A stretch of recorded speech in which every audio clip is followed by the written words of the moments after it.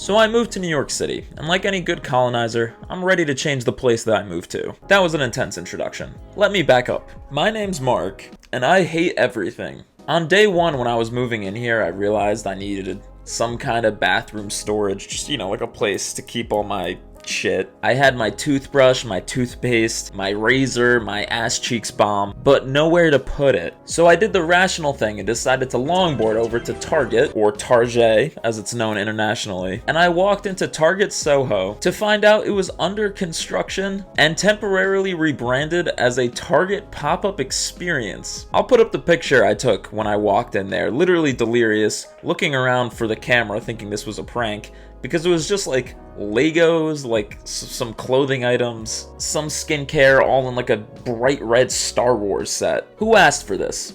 Who wanted this? I don't know. It's like they took a Target, removed all the shit that you'd actually want to buy, and just left the impulse purchases. Accidentally unlocked a portal to the coolest Target I've ever seen. She's lying to you. Don't believe her. It sucked. They didn't have anything. I would go to NYC just for this. You would go to New York City for the Target pop-up.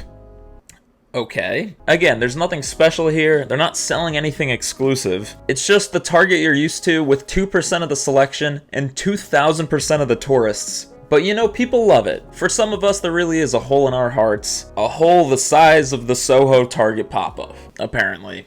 4 a.m. update from the Park by Target New York City pop-up line. I am still the only one on it, and that's good.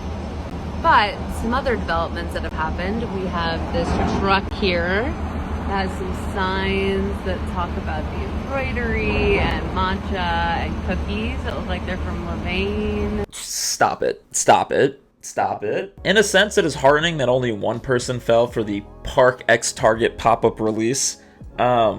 But on the other, this is tough to watch. What stage of grief is sitting on the wet ground on the sidewalk, trying to hype yourself up for the Park-branded matcha? This is the sunk cost fallacy playing out in real time, and I respect the commitment to the bit, but if I showed up to something, anything, a pop-up, a party, a Berlin fest, and I'm the only one in line, I'm not going in. I'm looking for basic social proof here, okay? We live in an era where you can apparently get people to line up around the block for like free samples of frozen yogurt. If you can't get 5 people to line up in New York City for what you've got going on, then your thing must suck. And even if you can get 5 people, or 5,000 people, it probably still sucks. And that's what we're going to talk about today. But before we get into that, I need to address some of the propaganda I've been seeing online, because this video is brought to you by Beyond Meat. A lot of people say a lot of things about plant-based meat online, but here at marcinsco, we bring you only the facts. And the fact is, while people act like Beyond Meat is some mystery food,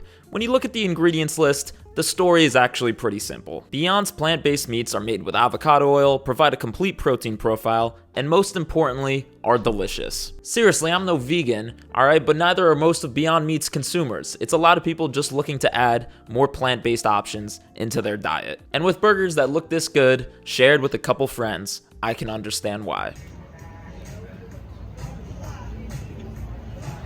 That's pretty good, actually. Oh my god, that's so good. It's good. It's really good. It's got great burger flavor, great vibes, temperature's great.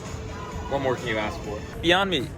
Approved. Beyond Meat. It's got the seal of approval for marcinsco and friends. Honestly, I'm mad that it took me this long to give Beyond Meat a try. There's so much misinformation out there about plant-based burgers. Like, I've seen people saying they have too much sodium while ignoring the fact that Beyond Meat burgers are pre-seasoned, all right? So you can't compare it to just raw beef you get from the grocery store, which if you're serving unseasoned beef at your cookout, all right, don't bother sending me an invite. But I'm not here to tell you what to eat. I'm just saying before you listen to the loudest voices online, look at the label yourself and give it a shot. You can check out the link below to get my favorite Beyond Meat products. And thank you again to Beyond for sponsoring this video. Now here's another interesting bit of lore. The Target Soho pop-up also just last week hosted a Skylark pop-up. Skylark being Justin Bieber's brand of, I don't know, clothes, I guess. I feel like it's just kind of whatever Justin Bieber decides he wants to sell this week is what Skylark is. And last week he apparently wanted to sell Bluetooth speakers that look like breast implants for, I guess, $108.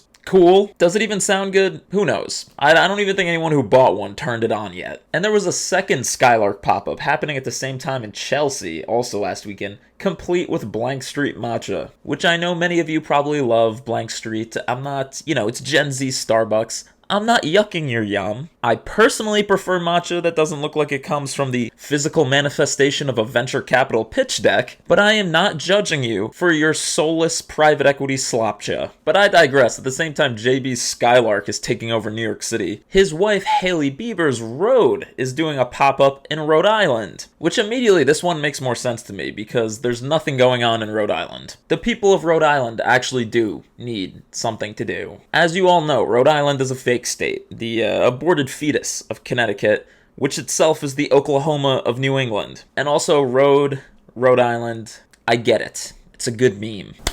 Very funny. And unfortunately, this meme is part of a world tour Rhode is doing, their summer station tour. Let me repeat that. Hailey Bieber's skincare brand is going on a world tour. It's not a book tour. It's not a concert. It's a tour to sell, I guess, lip masks and facial cleansers. And apparently Newport was first, then Dallas and Vancouver, with Copenhagen and the Amalfi Coast to come. So let's take a look at the Rhode Island World Tour kickoff. How were the vibes? Come with me to my first public humiliation ritual, aka the Road pop-up in Newport, Rhode Island. I got in line at 8:30 a.m. and initially the vibes were hopeful. I thought I was in a pretty good position. Handed us water to keep us hydrated. Okay, well first of all, I appreciate the honesty. I don't think you should consider this a humiliation ritual though. Again, you're from Rhode Island, okay? It was either this or join the Navy. Secondly though, if you're ever at an event and they start handing out bottles of water, get out of line. Nobody hands out water for fun. This is them trying to get out ahead of liability for when people start passing out. The waters were the first sign that you're about to get slow roasted, and Rhode doesn't have a sunscreen collection yet. Shortly after that, security came by and gave us wristbands. One of my friends was super ahead of me in line and she asked if I wanted anything. So I asked her to get me the Rhode hoodie. She secured the hoodie and came and dropped it off to me in line. That was a good move because by the time I got up there, it sold out. A wristband for this is crazy, by the way. Again, is this Coachella? I feel like we gotta take you guys on a bit of a journey. I kind of do get why they needed to do the wristbands, because otherwise I'm sure people were cutting in line and blah blah blah blah. But it's still wild. You need to wait in line to get a wristband to get into this event, which is a store basically. Like it's a kiosk where you buy shit. And let's talk about this Rhode Island hoodie, by the way, because this was the only exclusive item from this pop-up. And it's this $110 Dookie Brown hoodie, which, no shade, looks like it was designed in 3 minutes in Canva and then screen printed by strictly double amputees in Pakistan. I'm not saying you can't make an expensive hoodie, okay? But this doesn't look like an expensive hoodie, quality-wise or design-wise. Don't at me. I get it. Every brand has to do the hoodie, okay? Try and go viral with it. I still have the pink Glossier hoodie from 2018 that people were going feral over. Did I even want it? No. But everybody else wanted it, and I'm a whore. I had to do it. I had to buy the hoodie. I didn't have a choice. The hoodie didn't make it here, unfortunately. Otherwise, I'd throw it on right now. But be original. Try something else. It's 130 degrees outside, and you're selling a dark brown hoodie. And to everybody out there, by the way, that's reselling theirs for $500 already. You know what, man? Hey. Spoiler alert, Hailey Bieber did not show up. I had 2 coffees while I was in line, one from Springline, one from Nitro. I handed out these scratch tickets and a wish list on the back. I didn't win anything, but the girl in front of me did. I had people coming around to the line so you could shade match to know what you wanted when you got up to the kiosk. Before I checked out, I got over here where they had popsicles. Finally checked out at 6:30 p.m. and the haul is already posted. So she got in line at 8:30 a.m. and was out at 6:30 p.m. A 10-hour long shift. 10 hours for essentially a free water and I guess a free latte. Which 10 hours, by the way, consuming nothing but coffee, I'd be fighting for my life, okay? I think they were taking the Dookie Brown concept a little too far. with that one. So hot, but it was worth it. It was worth it. I cannot believe it. After hours and hours of waiting, we were right there. Early, we met in line. She was working from home, but in the road pop-up line, like, baddie. That's iconic. That's iconic. After hours, it was finally our turn. Like, I was literally shaking. I was so worried I wasn't gonna get a sweatshirt, but they had them left, and the workers were so awesome. Like, it was such a good time. And of course, we had to get the mirror selfies at the end, show off our little bags. We waited so many hours for them, so it was well worth it. And the sweatshirt, come on, yeah, that was worth it. That was worth the sweatshirt and the product. I mean, was it worth it though? Was it, Jacob? I'm literally shaking. I was literally shaking. Shaking from the lattes or the hoodie? My guy. He said he got in line at 4 o'clock in the morning for this, by the way, and still waited hours. All for the honor of doing this money spread with skincare product. Again, all of which, except for the hoodie, you can buy at Sephora. And if you didn't get there at 4 o'clock in the morning, then you waited for nothing. POV, you've been at the road pop-up since 10 a.m., barely got a wristband, the hoodie sold out 2 hours ago, it's raining, I'm burnt, I probably still have an hour to go. And the top comment is all over a $2 hoodie with a logo slapped on, to which she responds, yes. Fair play. Fair play, dude. There was also another girl who deleted her post because I think people were not being nice in the comments, but she was literally like 3rd-degree burns all over her body from this line, like genuinely concerning shit. But you know, that's basically it, you know? Just some upper middle class bread lines, people cosplaying homelessness for a night just for some free coffee, and also, you know, for the 10% chance that you might be able to buy a $110 hoodie, delivered by a minimum wage employee who's side-eyeing the fuck out of you while you stick a camera in her face. And one more thing, by the way, there was a rumor that Haley herself was going to show up to this event, which, spoiler alert, she didn't. Just like there was a rumor that Justin was going to show up at his Skylark thing.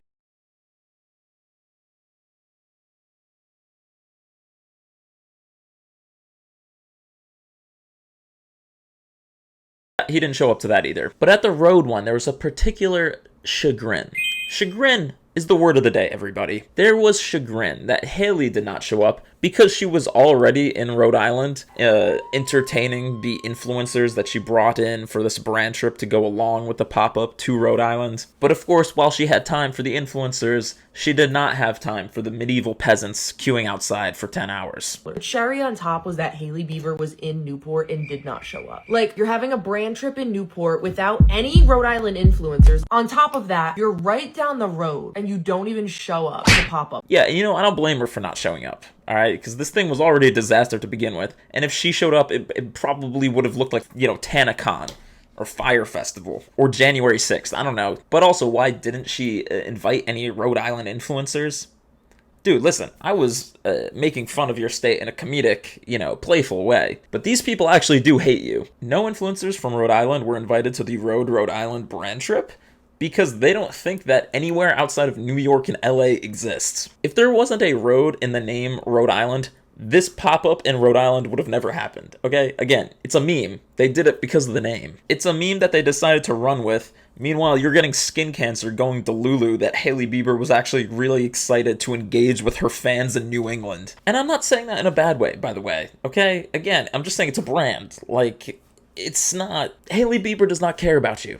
Okay, and even if she did, her company doesn't care about you. Hailey Bieber is a supermodel and a billionaire, and her husband can apparently sell literally anything and people will buy it. Again, I'm including myself in that, alright? I still want that hoodie from Coachella. But, you know, Hailey Bieber is not gonna walk the 2-mile-long bread line kissing babies like she's the Pope. It's just, she's not gonna do that. Have some self-respect, okay? There's a reason that this is going to Copenhagen and the Amalfi Coast next, because these are places that Hailey probably actually wants to go, and now she can expense her private jet to get there. And look, I focused on this event because it happened recently and it was particularly hilarious. Rhode Island, pee-pee poo-poo colors. But the pop-up pandemic has been going on for years now, and I have several points that I'd like to make. First, at a baseline, there's nothing wrong with a pop-up. I think it's great, okay? Random brand collabs with like a local ice cream shop or something to give out free ice cream or stickers or some shit, sure. Or even better, if it's like a local small business that's trying to test out the waters before opening a brick and mortar location, so they do a pop-up. Maybe you're like a gay guy with really impressive bicep development opening a cookie shop in your backyard. Just an example.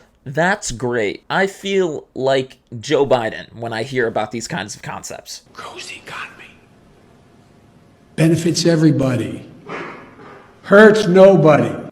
Thanks, Joe. But that's really it, okay? You can be a corporation giving out free shit, or you can be a small business doing business that's small. And for some reason, there's always a photo booth, too. Why is there always a photo booth? Well, I know why there's always a photo booth, because proving you were there is usually the only thing of value at these experiences. And that's where the alarm bells start going off for me.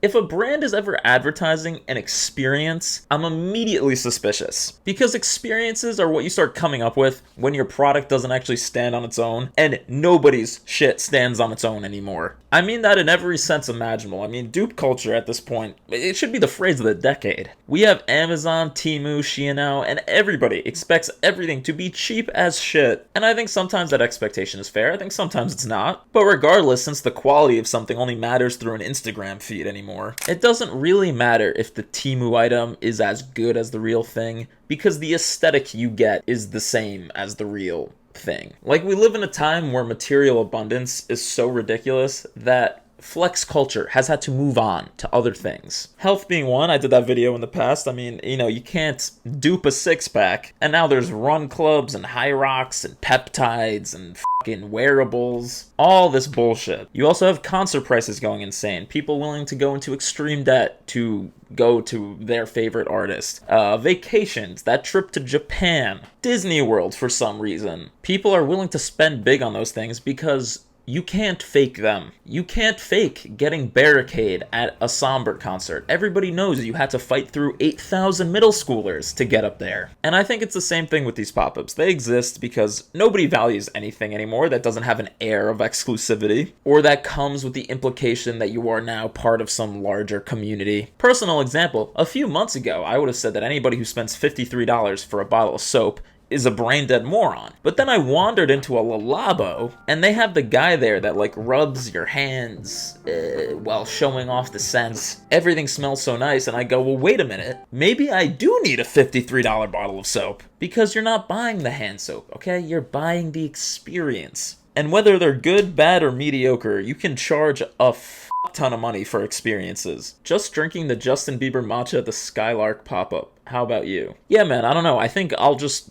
pay $7 for my matcha and get it in 5 minutes at any of the 10 million matcha shops and coffee shops in this city. And that's the lingering question I have about this experience economy. Yes, I think it is the last frontier of social media flexing. But the question is, who exactly are you flexing on? Because to me, this post just reads, I spent half my Saturday to spend $400 at Justin Bieber's pop-up, but I got this free matcha. Okay. Cool. Am I supposed to be impressed? Who is this impressive to? It's the biggest self-report imaginable. I'm queuing up at the Lemmy Skin x Mimi's frozen yogurt experience. What are you talking about?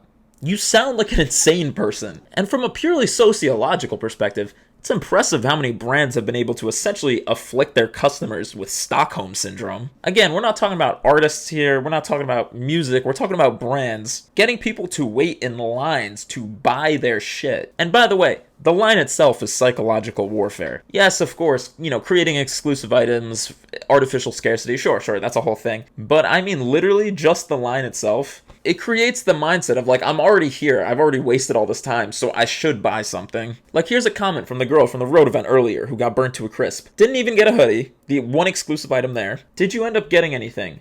Yes, I got one of the lip peptides in the phone case thingy because I waited so long I didn't want to leave empty-handed. So she waited 10 hours for things that she could have got from the website or from Sephora, but she bought them anyway because she waited 10 hours. Do you see what I'm saying? And I understand people are not going to be sympathetic because they're going to be like, well, if you're this dumb or delulu enough to let Hailey Bieber pull this one over on you, that's on you. I get that. But it's still wild. And in a vacuum, I'd chalk this one up to TikTok or Instagram brain and call it a day. But this stuff is happening at the same time that actual community feels harder and harder for people to find. Nobody goes outside anymore. Nobody gives a shit about anything. There's no third places, yada, yada, yada. I'm not going to do the whole fucking shtick. But my point is, at the same time that people feel more alienated than ever, brands are stepping in to do these in-person events, claiming it's for the sake of community building. And I'm just saying, with all due respect, I think you just want to sell a Dookie hoodie. I'm looking into my crystal ball here, and I think if Hailey Bieber could build community or sell hoodies,